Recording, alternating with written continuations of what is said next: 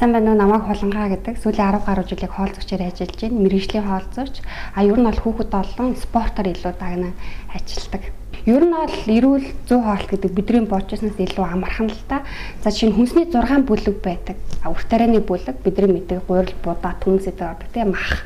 За өөх, тоос, хүнсний ногоо, жимс, цагаан гэдэг ийм 6 төрлийн хүнсний бүлэг байна. За энэ 6-аас зургуулангийн өдрөө болгон идэж чадж байгаа хүнийг эрүүл зохистой хоолж байгаа гэж үзэж байгаа. За энэ 6 бүлгийг идэж байгаа тохиолдолд та хоног давхстаа шим тижэл, амин дэм, эрдэс боц бүгдийг авч чадна гэж үздэг ер нь бол. Төрүүлсэндээ илүү амархаа гэд ер нь бол хүмүүс өөрсдийнхээ амьдралын хэв маягийг залуу насн дээр тогтсон дадал насан туршид өрөөлжилдэг байхгүй. Ер нь судалгаагаар ингээ харахад өсвөр наснаас яг энэ бие хүн болж төлөвшөж байгаа, насанд хүрэж байгаа энэ үе хамгийн чухал үе гэдэг. Ягаад тэгэхээр эцэг эхийнхээ асрамж халамжаас бид нар оюутан болж байгаа тийм энэ тохиолдолд хүүхдүүд юун дээр анхаарах хэрэгтэй вэ гэвэл өглөөний цай тогтмол уух хэрэгтэй. За судалгаагаар Монгол хүүхдүүдийн 3-1 нь өглөөний цайгаа уудаггүй гэсэн судалгаа ба. За ялангуяа бие хүн болоод төлөвшөд эцэг их нь хараа хяналтаас гарчлаа шүү дээ тийм. Энэ тохиолдолд өөрийгөө илүү нөөс чаленж хийгээд өглөөний цайгаа байнга уух, тогтмол цагтаа хооллох, гэртээ хоолоо хийж идэх, иймэрхүү анхаарлыг өөртөө авах хэрэгтэй. Хэрвээ өглөөний цайгаа тогтмол уухгүй багтаа эсвэл зогсохгүй болох гадуур их хоолж байгаа тохиолдолд чи ирээдүйд магадгүй сургуулаа төгсөөд ажил дээр гарахад хотоодны шаргатаа болох цөс өдөрөх иймэрхүү эрсдлүүд үүсдэг. Ялангуяа өглөөний цайгаа уудаггүй хүмүүстээр хүүхдүүд төр цөс өдөрөлт айгүйх явагддаг. Сүүлийн үед болохоор амьдралын хэв маягийн буруутай холбоотой бас хийжилсэн ундаа энэ junk food-ны хэрэглээ өндөр байгаатай холбоотой залуучуудын дунд цус харуултайг өндөр байгаа. За энийг бол ерөөсөө л амьдралын хэв маяг хоолттой холбоотой гэж үзэж байгаа. Тэгэхээр залуу байгаа дээрээ өөр эрүүл мэндийг маш сайн анхаарах хэрэгтэй. Шинэ миний одоо байгаа эрүүл мэнд миний 10 жилийн өмнө идчихсэн хоол хүнстэй шууд холбоотой.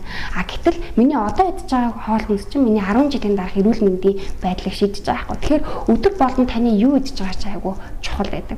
Тэгэхээр яг энэ өсвөр насн дээр те өсвөр наснаас энэ насанд хүрж байгаа шилжилтийн явцад залуучуудын хоолтын хэв маягийн алдаа маш их гадаг. Тэгээ тэр нь магадгүй үргэлжлээд 10-15 жил үргэлжилдэг. За тэрний дараа хотоодны шарах, цөсний төрөл зэрэг юм өвчлөлтөд шууд залгадаг байгаа.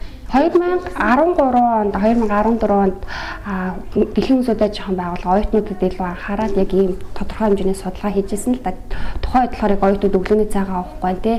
Өглөөний цай уусан та ихэнхдээ хонсон хоолой дээр гэсэн иймэрхүү тоо баримтууд гарч ирсэн. Тухайн үед болохоор бид нар ямар зөвлөмж хүргэж ирсэн бэхээр сургуулиудын дэргэд одоо хийжүүлсэн ундаа зарахгүй бай тий. Эсвэл нэг junk food гэж бид нар нэрлэдэг маш түргэн болдог илчлэг өндөртөө мөртлөөсөө шим тижэл багтаа хоол хүнсийг хэрэглэхийг одоо татгалзээ. Үүнтэй холбоотойгоо одоо 10 жилийн сургуулиуд харьцангуй одоо зарах нь багасаад байгаа шүү дээ тий. Гэтэл их сургуулиудын дэргэд гарч байгаа. Тэгэхээр оюутнууд маань өөрсдөө хоол шинжилгээ мэдлэгтэй ах хэрэгтэй. Бид нар өөрсдөө нийгмээс тусгаалж чадахгүй, junk food-ээс өөрсдөө холдуулж чадахгүй тий. Магадгүй хуушуур, магадгүй мантун бууз, магадгүй бургер байрсаад л. Харин оюутан өөрөө юу сонгож авч идэх вэ гэдэг мэдлэгтэй байх нь илүү чухал юм болов. Тэгээд тухайн үед бид нар нэг хийжүүлсэн ундаа нэг аяг сүү хоёр хооронд өмнө үед баг ялгаагүй. Гэтэл бид нар хийжүүлсэн ундаа сонгож авч уудаг тий. Гэтэл одоо зах зээл дээр харах юм бол нэг савтаа сүү хийжүүлсэн ундаа хоёрын хийжүүлсэн ундаа илүү үнэтэй байгаа. Гэтэл бид нар сүү худалдаж авч уух байгаа шүү дээ. Тэгэхээр оюутнууд залуучуудын маань өөрсдийнх нь хоол шинжилгээний мэдлэгээ сайжруулах хэрэг. Ер нь бол бид бүгдээрээ л амьдралын амар загвуу хэв маягтаа тий. Эцэг эхчүүд хитрхи загвуугаас одоо хүүхдүүдэд бага анхаарал хандуулдаг ч юм уу тий. Гэтэл хүний амьдралын хамгийн чухал хоол бол өглөөний цай. Тэгэхээр эхний Монголын үг ааштай тий. Өглөөний хоолыг өөртөө, өдрийн хоолыг найзтай, орой хоолоо тайсан даагүй. Гэтэл гэр бүл оройны хоолыг бүгдийг хамтдаа идэх нь эсвэл өглөөний цагаа хамтдаа уудаг нь. Энэ дээр би эцэг эхчүүдэд, ээжүүдэд юу гэж зөвлөвөл та босдог цагаасаа дахиад нэг цагийн өмнө л босч байгаа. Тэгээд гэр бүлтэй хоол хийж өгөөч тий. Хүүхдүүдтэй хоолыг бэлдэж өгч явуулаач. Энэ бол таны хүүхдүүдэд өгч чадах хамгийн үнэн чайршуул гэж хэлмээр.